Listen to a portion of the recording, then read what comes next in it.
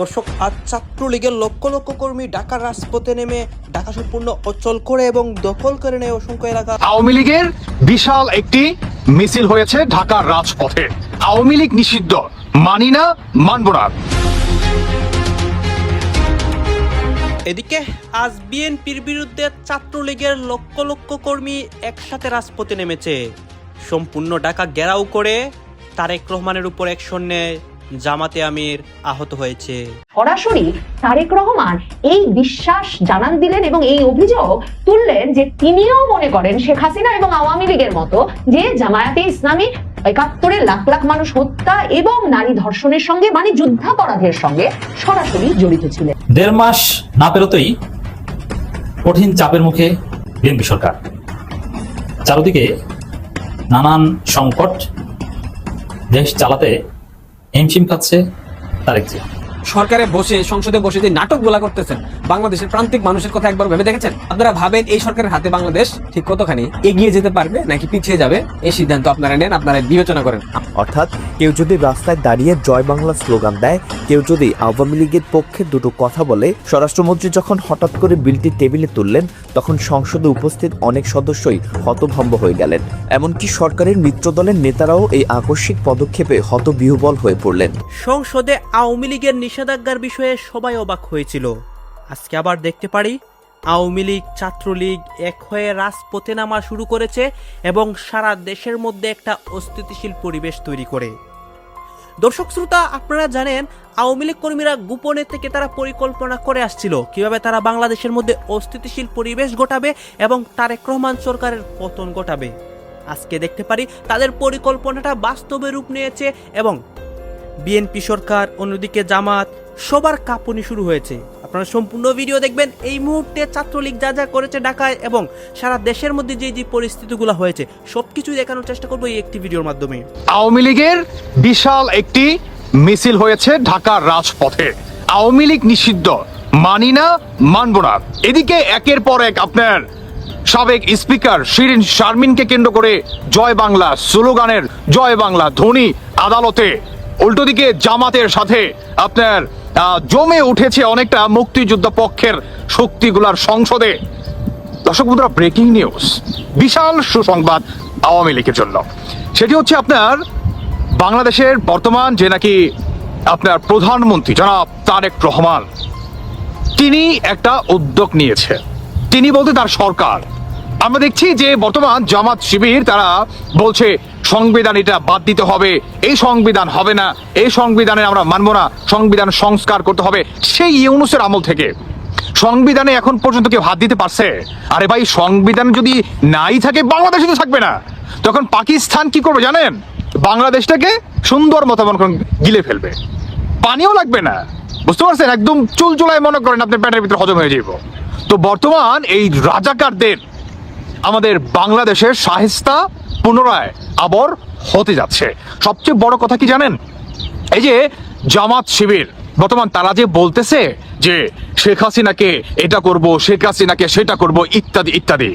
এর থেকেও বড় খবর কি জানেন? সেটি হচ্ছে শেখ হাসিনা। শেখ হাসিনা যে কাজটি করে গিয়েছিল তাকে সেলুট জানাই। সেটি হচ্ছে ভাই 1971 সালে যত যুদ্ধ অপরাধী ছিল তাদেরকে বিচার করার জন্য, তাদেরকে আইনের আওতায় আনার জন্য যারা নাকি সহায়তা করেছিল পাকিস্তানিদের, সেই ট্রাইব্যুনাল গঠিত করা হয়েছিল। মাথায় আছে, মনে আছে?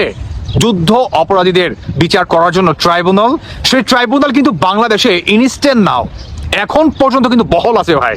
এই যে রাজাকারের বাচ্চারা, আপনার ডক্টর শফিকুল, উনি কথাটা কেন বলেছে আপনার ভাবেন নাই এগুলো? মানে কি, আরে ভাই মনে করে দিই, শুনেন। তারা প্রমাণ করলেন হাসিনা খারাপ কিন্তু হাসিনার নীতি ভালো।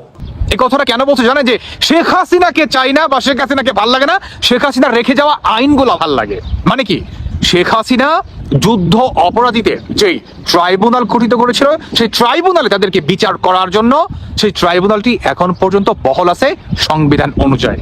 শুধু এখানে না, জামাত যদি বর্তমান রাজপথে নামে, জামাত এনসিপি, মানে এনসিপি মানে তো জামাতির আরেকটা অন্য সংগঠন, যাই হোক, এই জামাত এনসিপি তারা যদি মিলা নামে, তখন কি হবে জানেন?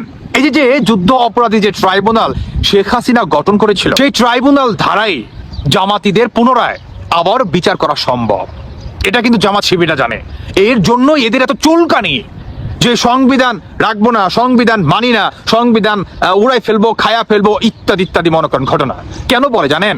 কারণ এই সংবিধানে এখন পর্যন্ত আপনার কি বলে রাজাকার এবং পাকিস্তানিদের চরম পরিমাণ আমাদের বাংলাদেশের মানে কি বলে মানে হয় না যে পাইলেই মারতে মন চায়, এই ধরনের কিছু দিয়া রাখছে। রাজাকার মূলত গণহত্যাকারী, ধর্ষণকারী, এই ট্যাগ জামাতিদের পাশার ভিতরে সিল মারা আছে, বুঝতে পারছেন? তো বর্তমান জামাত শিবির তারা যদি মনে করেন রাজপথে নামে মানুষের কি বলে অশান্তি সৃষ্টি করে, দেশকে অস্থিতিশীল করার চেষ্টা করে, সেক্ষেত্রে বিএনপিকে টিকে রাখার জন্য বা বিএনপি টিকে থাকার জন্য শেখ হাসিনা সেই আইনি অনুযায়ী আপনার পা রাখবে। কি করবে? ওই যে যুদ্ধ অপরাধীদের বিচার করার জন্য শেখ হাসিনা যে ট্রাইব্যুনালটি গঠিত করেছিল, সেই ট্রাইব্যুনালে এদের পুনরায় বিচার করবে। কে করবে? জনাব তারেক রহমান। আর এটার জন্যই বর্তমান এদের এত ভয়। ভয় পাওয়ার অনেক রিজন আছে ভাই, মানে ছোট্ট ছোট্ট রিজন।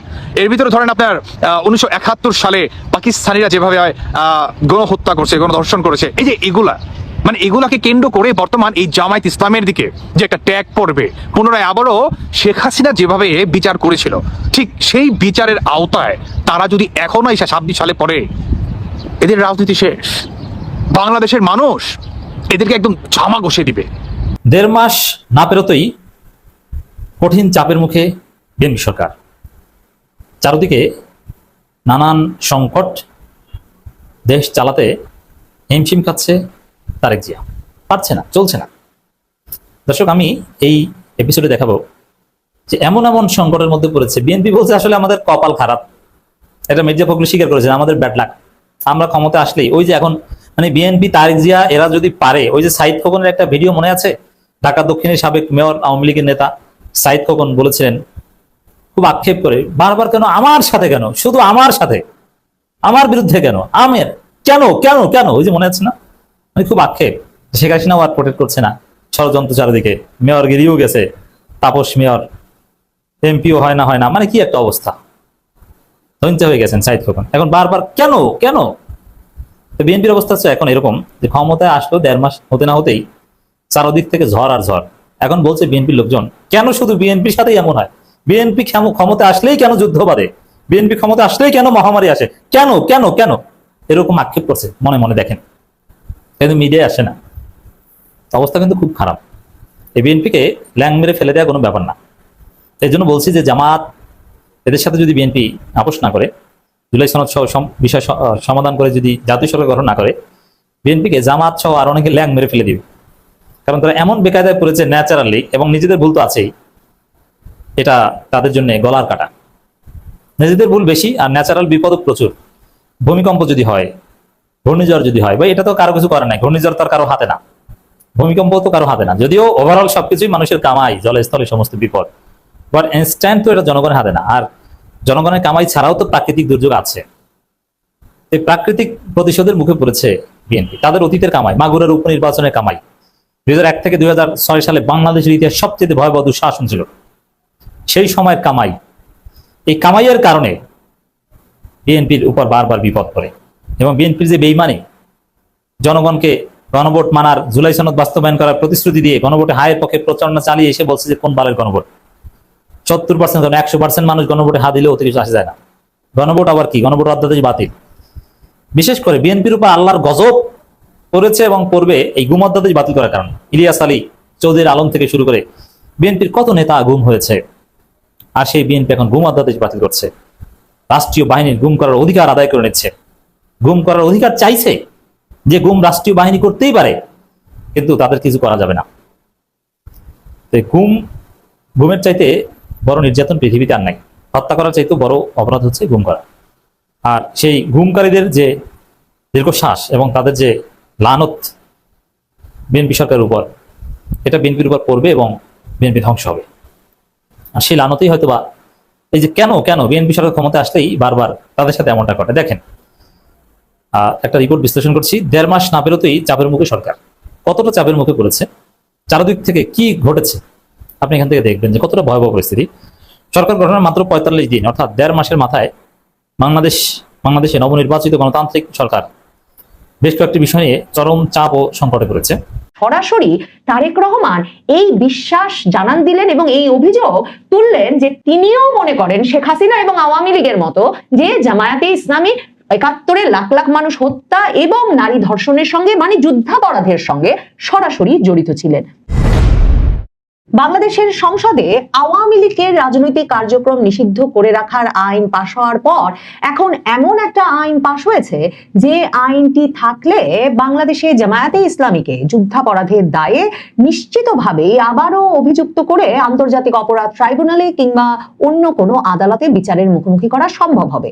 কারণ বাংলাদেশে জাতীয় মুক্তিযোদ্ধা কাউন্সিল অধ্যাদেশকে আইনে রূপ দিতে একটা বিল পাশ করেছে জাতীয় সংসদ এবং সেখানে মুক্তিযুদ্ধের সময় পাকিস্তানের হানাদার বাহিনীর সহযোগী হিসেবে তৎকালীন মুসলিম লীগ, জামায়াতে ইসলামী এবং নেজামে ইসলামীর পার্টির নাম বহাল রাখা হয়েছে।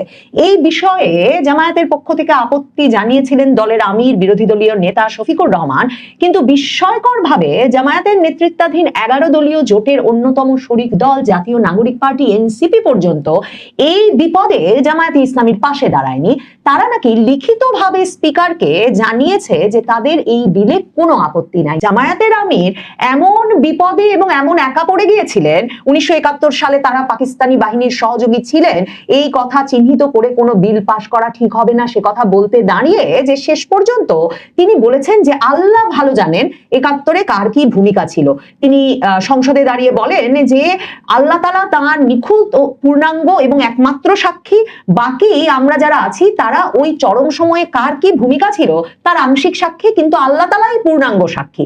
সে কারণে তখন জামায়াতে ইসলামীর আমির বিরোধী দলীয় নেতা দাঁড়িয়ে বলেন যে আমাদের এই অঞ্চল দুইবার স্বাধীন হয়েছে, 47-এ একবার, 23 বছর পর মুক্তিযুদ্ধের মধ্য দিয়ে দ্বিতীয়বার। মহান মুক্তিযুদ্ধে যারা দেশ এবং জাতির জন্য বীরত্বপূর্ণ ভূমিকা রেখে লড়াই করেছিলেন তাদের সকলের প্রতি গভীর শ্রদ্ধা নিবেদন করি এবং বলে তিনি 1971 সালের পর কিভাবে রাজনৈতিক সরকারগুলো প্রত্যাশা পূরণ করতে পারেন নাই তার একটা বয়ান তুলে ধরেন সংসদে। জামায়াতে ইসলামীর আমির বলেন যে বুক ভরা আশা নিয়ে দেশ স্বাধীন হলেও সে আকাঙ্ক্ষা তখনকার শাসকরা পূরণ করতে পারেননি, এমনকি স্বাধীনতার পরপর বাকশাল কায়েমের মাধ্যমে বহুদলীয় গণতন্ত্র হত্যা করা হয়েছিল এবং 75-এর পট পরিবর্তনের পর তার ধারাবাহিকতায় মরহুম প্রেসিডেন্ট জিয়াউর রহমানের হাতে নিঃসন্দেহে বহুদলীয় গণতন্ত্র ফিরে এসেছে। এর সুফল পরবর্তী পর্যায়ে জাতি পেয়েছে, আজকের পার্লামেন্ট সেই ধারাবাহিকতার অংশ। মানে জামায়াতে ইসলামীর আমির যে প্রেসিডেন্ট জিয়াউর রহমানের প্রতি কৃতজ্ঞতা জানাবেন সেটা খুবই স্বাভাবিক, কারণ প্রেসিডেন্ট জিয়াউর রহমানই জামায়াতে ইসলামীকে বাংলাদেশের রাজনীতিতে আবারও রাজনীতি করার স্বীকৃতি দিয়েছিলেন, রাজনীতিতে ফিরিয়ে এনেছিলেন। তো শফিকুর রহমান এই সংসদে দাঁড়িয়ে প্রেসিডেন্ট জিয়ার পুত্র তারেক রহমান এবং প্রেসিডেন্ট জিয়ার প্রতিষ্ঠিত দল বিএনপিকে মনে করিয়েছেন যে এই প্রস্তাবিত এই বিলে যে প্রস্তাবনা আনা হয়েছে মানে পাকিস্তানি হানাদার বাহিনীর সহযোগী জামায়াতে ইসলামী, নেজামে ইসলামী আর মুসলিম লীগ, প্রফেসর ইউনূস তার 1.5 বছরের শাসন আমলে যে স্বার্থ উদ্ধার করেছেন রাষ্ট্রের কাছ থেকে, রাষ্ট্রের অর্থ নিজের করে নিয়েছেন, রাষ্ট্রের সম্পত্তি নিজের করে নিয়েছেন, রাষ্ট্রের কাছ থেকে এক গাদা প্রতিষ্ঠানের লাইসেন্স নিয়েছেন, নিজের স্বপ্ন পূরণের জন্য যা খুশি যা ইচ্ছা 1.5 বছরে যেগুলো করেছেন সেগুলো আইনি ভিত্তি দিতে, সেগুলো প্রাতিষ্ঠানিক ভিত্তি দিতে, সেগুলো মেনে নিতে, সেই স্বপ্নগুলো পূরণ করতে বিএনপি সরকার কি উঠে পড়ে লেগেছে? বিএনপি কি প্রফেসর ইউনূসের ওই বেআইনিভাবে যে স্বপ্ন পূরণের প্রচেষ্টা, সেই প্রচেষ্টাগুলোকে বাস্তবায়ন করে প্রফেসর ইউনূসকে আরও মহান করার চেষ্টায় নিয়োজিত? এরপরের স্টেপ কি তাহলে? এরপরের স্টেপ কি প্রফেসর ইউনূসই বাংলাদেশের পরবর্তী রাষ্ট্রপতি হবেন? বিএনপি সরকার কি তাকে রাষ্ট্রপতিও বানাবে? কেন এই প্রশ্ন আসছে? প্রশ্ন আসছে এই কারণে যে প্রফেসর ইউনূসের মেটিকুলাস ডিজাইনে গ্রামীণ ব্যাংক অধ্যাদেশ যেটা জারি করা হয়েছিল, গ্রামীণ ব্যাংকে সরকারের মালিকানা কমিয়ে গ্রামীণ ব্যাংকের নিজের স্বার্থে যা দরকার সেগুলো যেগুলো করেছিলেন, সেই অধ্যাদেশ আজকে সংসদে পাশ করে দেওয়া হয়েছে। সেটা বিল আকারে পাশ করে দেওয়া হয়েছে, অর্থাৎ প্রফেসর ইউনূসের গ্রামীণ ব্যাংকের স্বপ্ন পূরণ হয়ে গেল। এগুলোই কি বিএনপি তাহলে করে যাবে? তাহলে কি বিএনপি দেশের স্বার্থের আগে প্রফেসর ইউনূস যেগুলো করেছে সেগুলোর আইনি ভিত্তি দিয়ে প্রফেসর ইউনূসের স্বার্থ আগে দেখবে? প্রশ্নটা চলে আসছে। কি অধ্যাদেশ ছিল, সেই অধ্যাদেশে কি লেখা ছিল, চলুন একটু আলোচনা করে দেখি এই ভিডিওতে। থাকবেন পলিটিক্স টিভির নিয়মিত আয়োজন। বলছিলাম প্রফেসর ইউনূসের মেটিকুলাস ডিজাইনে করা গ্রামীণ ব্যাংক অধ্যাদেশ যেটা ছিল সেটা বিল আকারে সংসদে পাস। আপনারা দেখলেন এখানে কি কথা হচ্ছে, অনেকে কিন্তু অনেক কথা বলতেছে, অনেকে আলোচনা করতেছে, অনেকে সমালোচনা করতেছে দেশের বিভিন্ন অবস্থা এবং পরিস্থিতি নিয়ে। বিশেষ করে এখানে আমরা দেখতে পাচ্ছি দেশের রাজনীতির প্রেক্ষাপট নিয়ে কথা হয়, এবং বিশেষ করে এখানে আমরা দেখতে পাচ্ছি যে তারেক রহমানের বিষয় বা আওয়ামী লীগের নিষেধাজ্ঞার বিষয়ে কথা হয়। এই বিষয়গুলো দেখে এবং দেশের রাজনীতির প্রেক্ষাপটগুলো নিয়ে আপনার মন্তব্য কি? আপনার গুরুত্বপূর্ণ মন্তব্যটা অবশ্যই আপনারা আমাদের কমেন্ট বক্সে লিখে যাবেন। সর্বশেষ আপনাদের কাছে আমাদেরকে রিকোয়েস্ট থাকবে, আপনারা আমাদের চ্যানেলে নতুন দর্শক হয়ে থাকলে চ্যানেলটি সাবস্ক্রাইব করবেন এবং পাশে থাকা বেল বাটনটি বাজাবেন, যাতে করে নেক্সট ভিডিওটা সবার আগে আপনাদের কাছে পৌঁছে যায়। ধন্যবাদ।